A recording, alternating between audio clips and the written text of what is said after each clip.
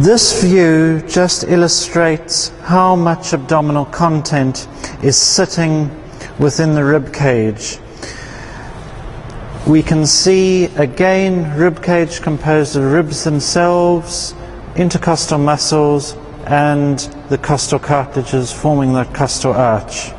If we flap the rib cage back, what we can see is that rib cage was covering very comprehensively, that's the stomach and a fair proportion of spleen.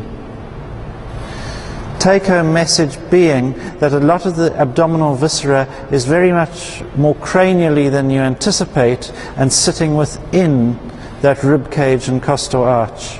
If we flap the rib cage back now, what we can see laid out is spleen, greater curvature of the stomach, the diaphragm, which we've cut off the costal arch, and the thoracic viscera. Just get rid of this rib cage in its entirety,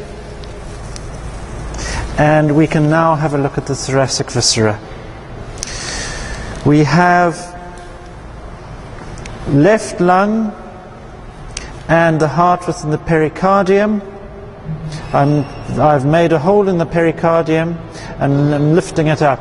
If we increase that incision in the pericardium, we'll see the heart in its entirety and in fact lift it out of the pericardial sac.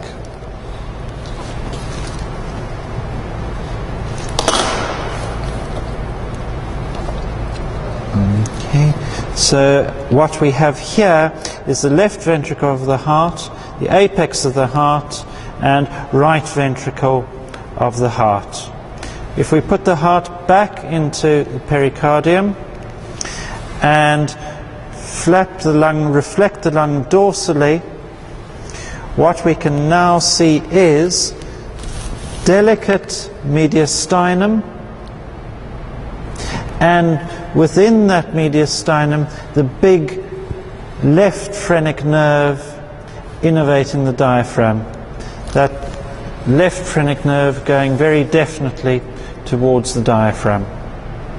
This is a young animal, so what we can also see is in the cranial part of the thorax, the thymus. This is a young animal, so it has a fairly big thymus, and we can lift the thymus into the field just to illustrate its position cranial to the heart. If we remove the left lung by cutting through its hilus,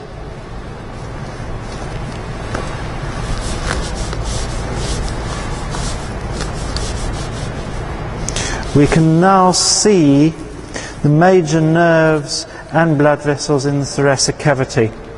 We have again the phrenic nerve going to the diaphragm. We have the esophagus running through to across the thorax to its esophageal hiatus in the diaphragm, and we can see on the dorsal and ventral aspects of the esophagus the dorsal and ventral roots of the vagus nerve, which are run along the diaphragm to run through, which run along the esophagus to run through the diaphragm to innervate the abdominal viscera.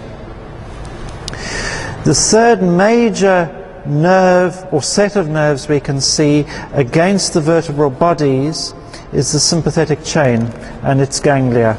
And what we're doing here is just lifting up that sympathetic chain off the vertebral bodies.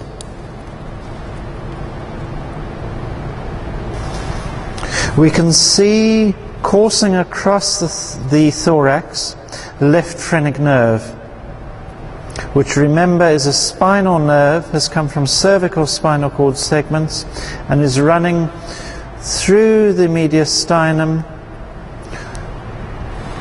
caudally to the diaphragm. The other nerve we can see in the in the thorax is the vagus nerve. Its branches, dorsal and ventral branches, sitting on the dorsal and ventral aspects of the esophagus. Esophagus there, and dorsal vagal branch there, and ventral vagal branch on the ventral aspect of the esophagus. The other major nerve or set of nerves we can see in the thorax is the sympathetic chain sitting on the vertebral bodies. And what we're doing here is lifting some sympathetic chain off the vertebral bodies. The major blood vessel we can see in this view of the thorax is the aorta, coming out of the left-hand side of the heart and sitting below the vertebral bodies. If we cut through the aorta, we can get a very clear idea